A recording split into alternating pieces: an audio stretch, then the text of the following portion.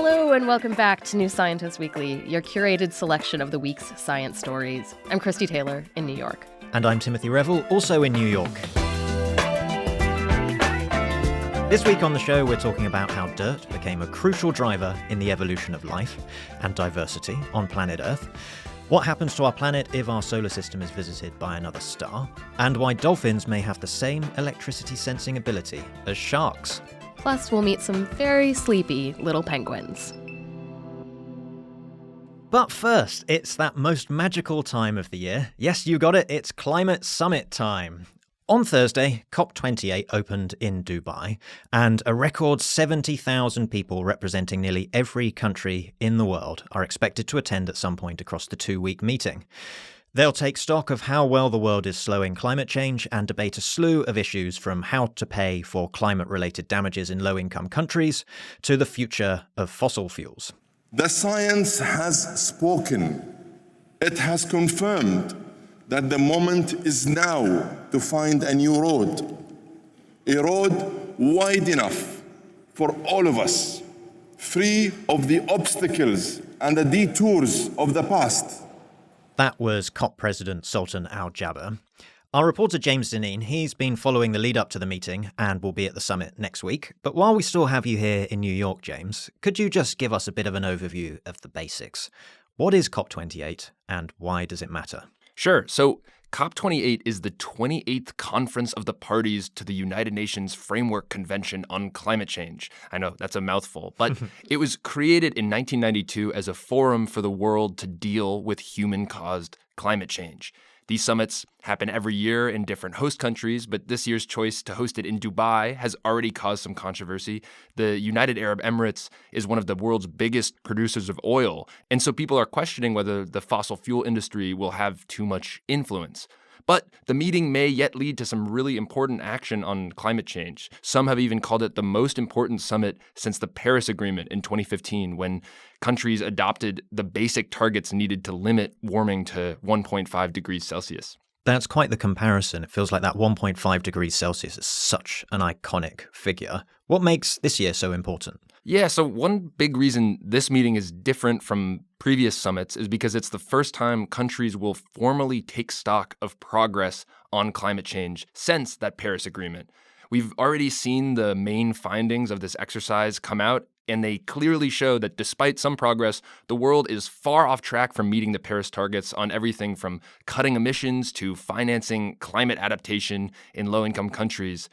And at COP28, countries will try to come together to decide how to respond to that stark picture. And that will really set the agenda on climate change for years to come. Yeah, we have this assessment of how much progress we've made, but what can they really do and respond to that picture? What might they do? A number of things. There's a lot of momentum building for countries to agree to a target to triple renewable energy capacity and to double the rate of energy efficiency gains by 2030, which on their own would go a long way to cutting emissions. At the same time, there are some battle lines forming between countries pushing for strong language on phasing out fossil fuels and other countries who want to keep open a place for fossil fuels even as the clean energy transition proceeds. So expect sparks to fly there and on other issues. Yeah, absolutely. I imagine there are some very big feelings on both sides of that division, especially with regards to fossil fuels. Feels like there's certainly a lot for us to be watching with this COP and lots of potential sticking points. What's the feeling ahead of it? Should we anticipate a strong outcome or resolution, or are people already thinking it might be a bit of a damp squib? Well, damp squib, wow. Well, there has already been a big advance. Right at the opening of the summit, countries agreed to key details on a loss and damage fund to help low-income countries pay for climate-related damages. There was some concern that this issue could reopen and torpedo other issues in the negotiations, but it looks like there's agreement there from the outset. So that's a good early sign. But more generally, based on conversations I've been having with researchers and other observers, I'd say feelings are mixed about what might happen. There's a lot of concern about fossil fuel interests shaping the meeting. That's been true since the UAE appointed the head of the country's largest oil company as president of the summit. And on Monday, the BBC published a story based on leaked documents that seemed to show the UAE had planned to use meetings with countries at the summit to help secure oil and gas deals. UAE leaders have strongly denied that was ever the plan, but that has definitely injected some cynicism into what might come out of Dubai. Then again, there is really strong momentum among countries for things like tripling renewable energy and slashing methane emissions that really would make a difference for tackling climate change. It bears repeating, too, I think, that all this is happening in the context of what was almost certainly the hottest year on record and a year of climate extremes, from unprecedented wildfires in Canada to record low sea ice in Antarctica. We can expect that weighs on negotiators over the next 2 weeks. Thanks very much, James, and good luck in Dubai. We'll check back with you on COP progress in the coming weeks. And now, a surprising ingredient to maybe everything you love about planet Earth: dirt.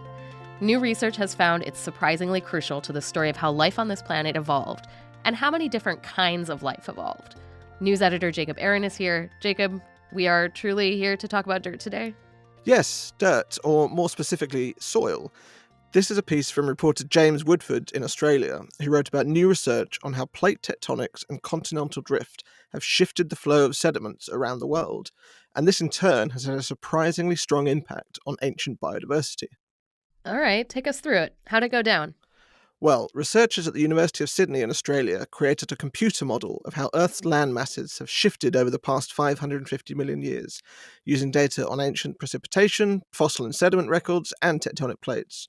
Running their model, they found that the first 100 million years or so, rain mostly washed nutrient-rich soil into the oceans, driving a boom in marine biodiversity, but leaving life on land fairly barren. So what actually changed? How did dirt start to stick around a bit better? About 400 to 300 million years ago, supercontinents began to form, allowing large volumes of soil to build up on land and letting life there flourish too. For example, it was around 150 million years ago when flowering plants began to peak because they finally had thick enough soil to put down roots. And this link between sediment flow and biodiversity is surprisingly strong. When regions saw a fall in sedimentation due to something like volcanic activity or drop in rainfall, biodiversity fell within a few million years as well. That's so fascinating. It does make me wonder, aren't we, humanity, having a big impact on sedimentation right now? And I think about all of the erosion farmers are worried about specifically. That's right. Human activity has massively disrupted nutrient flows and degraded soils. At the same time, we know that we have big problems with biodiversity and species dying out. This research is showing that changes in the location and quality of soil can change the course of evolution for millions of years afterwards, something that we're probably doing today. You may have noticed something new in your New Scientist podcast feed this week. We kicked off a special 3-part series on the complex, controversial plant known as cannabis. Our reporting team has been working for months to uncover where weed came from, what we know about how it affects our brains and bodies, and how our relationship with this plant may change in the future. And if that sounds really groovy to you, then take a listen. We start with the story of the plant itself and how it came to be the world's favorite leafy green. And coming next Tuesday, the TV show Lessons in Chemistry has been highlighting some underappreciated food science. So we thought we'd bring you some of the tastiest we could find too. Editor Sam Wong talks to Pia Sørensen about engineering the perfect cheese sauce, the chemistry of day-old pie crusts, and how to harness helpful bacteria for delicious fermented foods. It really doesn't matter if you are a world-famous cutting-edge chef or if you're just cooking and kind of tinkering in your kitchen. Anytime that you're kind of manipulating a recipe, you are doing science, you're playing with science, and really you're sort of an experimental scientist in your kitchen. Plus, some festive Scandinavian foods that you might or maybe might not want to try at home. That's all coming next Tuesday, right here. We now go to space. Dead Planet Society might be on a holiday at the moment, but Leah Crane is here with a story of research that asks a very Dead Planet Society-like question. What happens to the solar system if another star wanders too close? It might sound a bit like an unusual scenario, but this is a thing that could actually happen, and new research has looked at a variety of possible outcomes if it did. Hi, Leah. Hello. So exactly how likely is it that we would see a visiting star come our way? They're not very likely, but it's likely enough for it to be worth asking the question. Over the course of any billion years, we have about a 1% chance that another star gets within 100 astronomical units of our solar system. And an astronomical unit, or an AU, is the distance between Earth and the Sun. So for scale, Neptune's orbit is about 30 AU, Pluto's about 39. Yeah, all I can think of now is that meme that's like, so you're telling me there's a chance? There is a chance. So there's a slim chance that this could happen. And if it does, what would then happen to everything else in the solar system?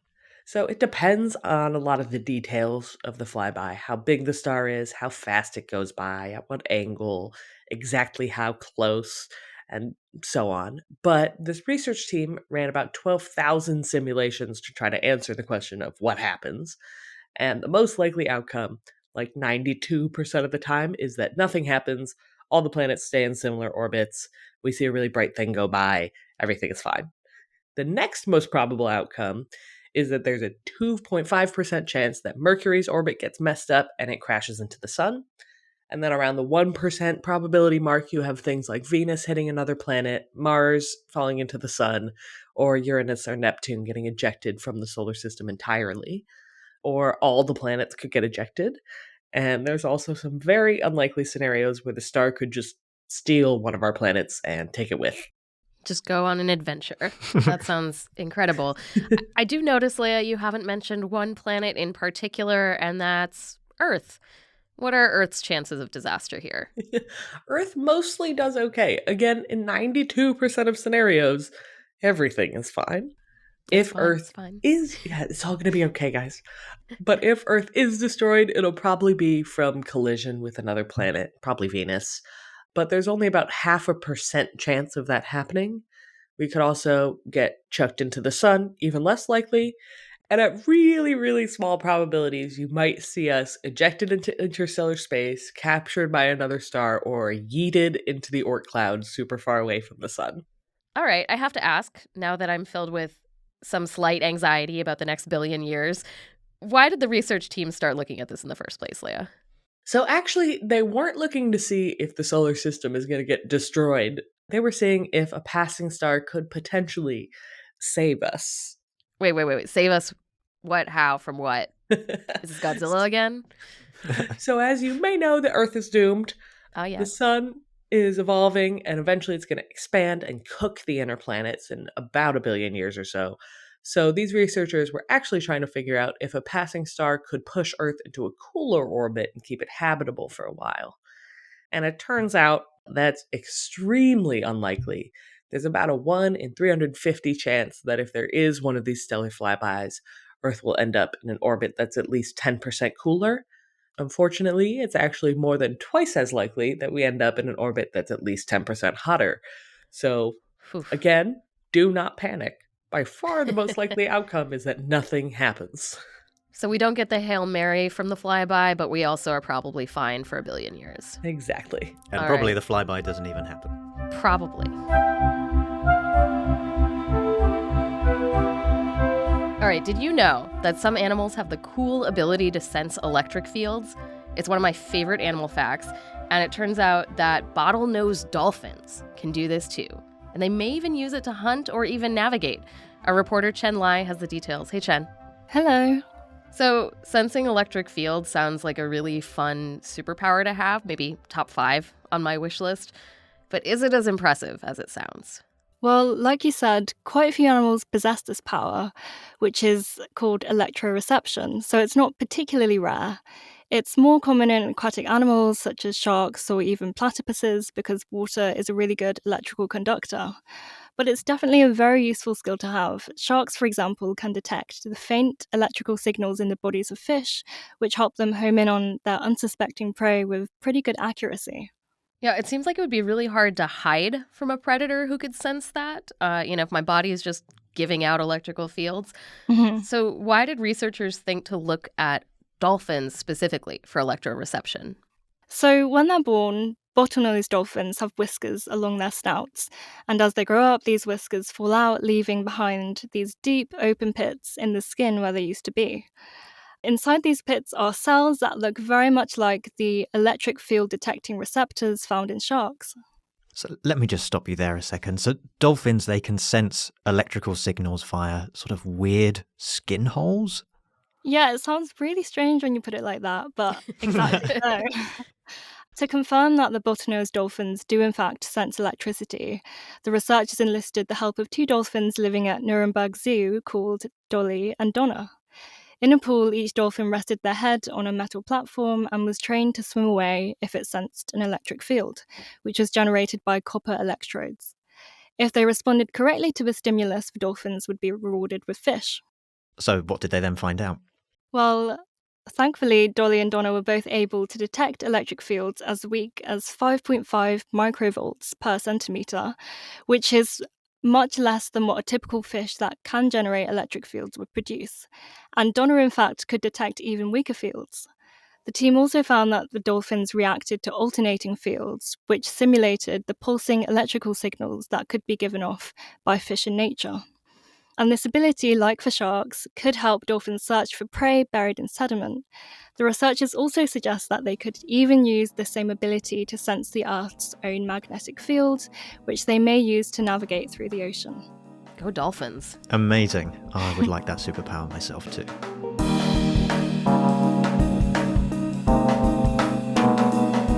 Christy, how many hours would you say you sleep at night? Well, to be honest, boss, I suck at sleep. I'm lucky to get 7, and I'm pretty much always hitting snooze on my alarm clock. Well, I've got an alternative approach for you that you might like, and it comes from chin-strap penguins in Antarctica. What they do is they manage to get 11 hours of sleep per day, but they do it only a few seconds at a time. That sounds like terrible workplace behavior. Are they just constantly nodding off? Because I would be. Effectively, yes. So I should specify that this comes from observations of penguins while they're guarding their nests, so not their everyday situation. Mm-hmm.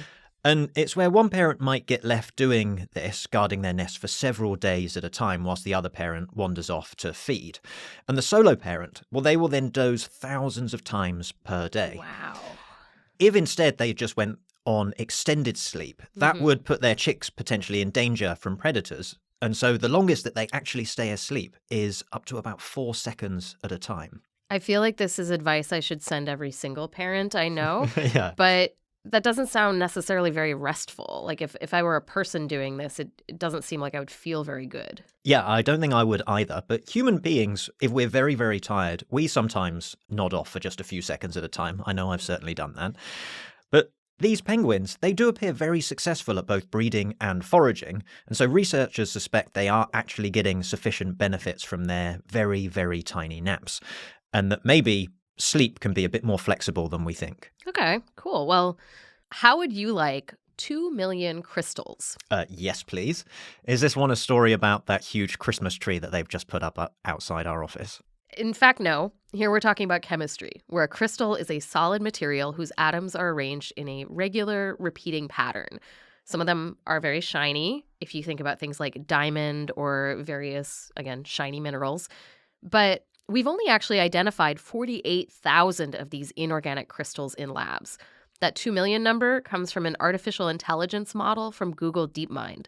It's actually just a prediction of how many configurations could exist in stable forms, meaning they're not going to immediately break down into some other structure. Okay, so here we're talking about predictions. How many of those are likely to actually be real? Always a good question to ask with artificial intelligence, Tim. There is a way that they could check their work, though. Teams in materials labs are also on this quest to predict and make new kinds of crystals, and the DeepMind folks basically just used what they were already doing to check on their model. So in recent years, researchers have successfully made more than 700 new inorganic crystals that were also predicted by this model. There's even one team that used an autonomous robotic lab to create 41 of those, though there have also been some misses, like crystals that were predicted but couldn't actually be made. But overall, the DeepMind team says their AI may be more than 70% accurate, and that could save materials scientists time and money on their own predictions, which may also be good news for industries that could benefit from new materials for batteries, solar panels, or even just car parts. Okay, Christy, have a listen to this.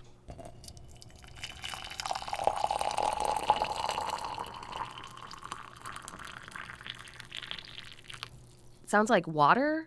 It's tea, actually. And researchers have solved a problem, really, you didn't know that you had, which is how can I pour tea as quietly as possible? Right, because when I think of tea, I think of obnoxiously loud things. So they managed to reduce the sound of liquid, sort of, bumping up on other liquid? That's what's loud there? Right, though more technically, since this is fluid dynamics physics we're talking about here, we're talking about noise that happens when you get a cavity in the liquid that's already been poured into the cup. And those pockets of air, well, they become bubbles that then collapse, which creates a lot of sound. And you're more likely to get these cavities if your stream of pouring tea is uneven or it has bulges in it. Right, that makes sense. So we need a nice even stream, no bubbles. I feel like the answer to this is just hold the tea kettle as close to the cup as possible. Yeah, that's actually a common misconception when it comes to tea pouring. So when you pour water out of something, there's a distance below the nozzle at which your nice smooth stream will start to break into droplets. And what the team found was that the tea poured most silently when the nozzle was at the height above the cup about a third or less of this drop-forming distance. But the distance varies depending on loads of factors, including the shape and diameter of your nozzle, how smooth it is inside, and it will be different for every teapot. And if this sounds like a completely random, useless story to you, I should add that knowing what shapes of fluids make what sounds does have practical applications. Like, for example, we could potentially use it in reverse to monitor people's blood flow, or even household plumbing with sound alone. That's it for this week. Thank you so much for listening. You can find all the stories we talked about today in the show notes, and you can subscribe to this podcast on whichever app you're listening on. Plus, if you like the great stories we're bringing you, please give us a rating or review on Spotify and Apple Podcasts. We love talking about all of this, and we love hearing from you too. We'll be back next week, but that's bye for now. Bye.